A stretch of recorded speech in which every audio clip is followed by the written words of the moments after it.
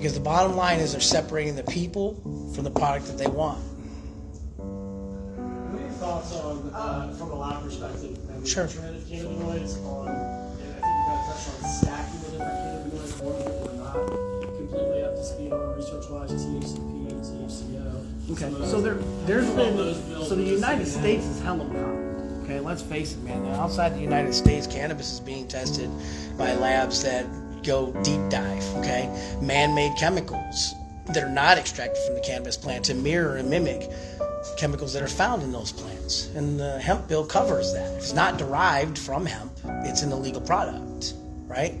But if you derive it from hemp, you add alcohol to it, different acetates, and you make a change to it, okay? What type of change is that? Did you turn it into another cannabinoid, or did you turn it into something that's monstrous that can kill someone, you know? So what are the acidic values of those things? Terrible, like it's horrible. Although life is formed in acid. So there's that, right? And acids and bases. Well, what about the redefinement in our state legislatures?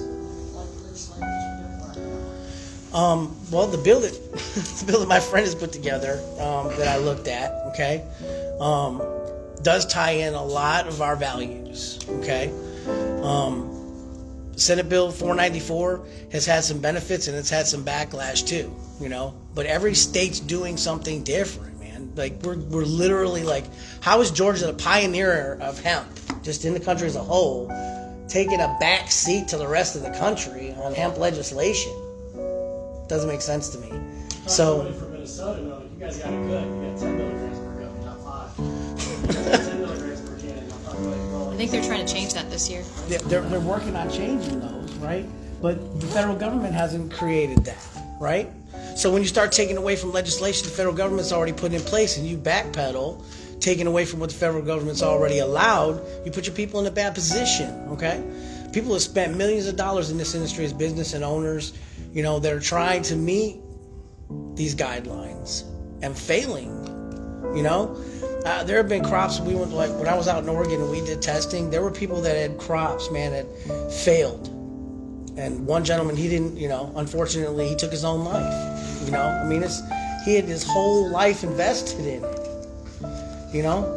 And for those kinds of situations, he didn't have to, you know? Because nobody told him about biomass or remediation in other states where he could have shipped his product federally and been fine. Because the FAR Act would have protected him. That's the Federal Business Trade Commission Act. What was the organization you just said? The FAR Act. It's a federal compliance act.